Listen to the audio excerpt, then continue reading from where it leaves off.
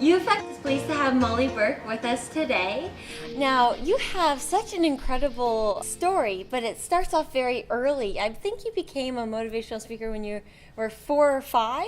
Yes. At 5 years old, became a youth ambassador and made my first big speaking appearance in front of over 2,000 bikers. Oh my God. At a huge fundraiser called Ride for Sight, and I stood up on stage at 5 years old and I said, "Ladies and gentlemen, start your engines."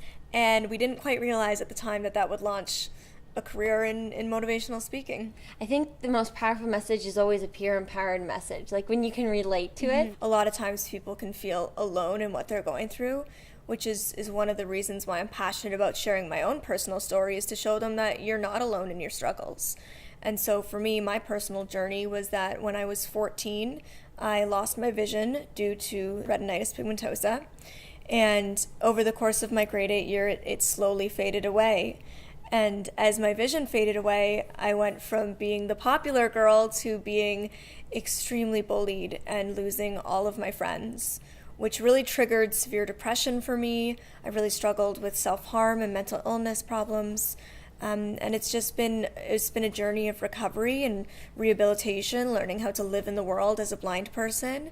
And along that journey, I really discovered the power that hope has to change a life. Would you say there was like a turning point for you? Like when you went from your struggles and your depression to becoming kind of this conqueror and taking things on? There was a lot of things that went into my recovery, and recovery in itself is a journey. There's no one thing that can make you better. There's no one pill or one person or one thing you can do that's going to solve all of your problems.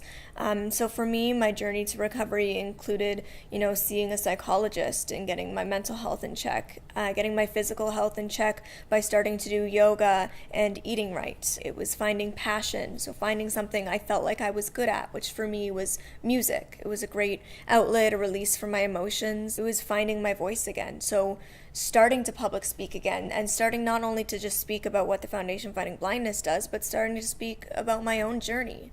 And I found that to be very empowering, using my voice, taking my voice back from the bullies and the depression that had stolen it. I know you say your stories of hope, but I think it really is also of strength and power for young people everywhere to kind of embrace their voice. So thank you again for sharing your story. Thank you for having me. I really discovered the power that hope has to change a life. I like to be able to show that to people and to help them to realize that there's no challenge too great to overcome.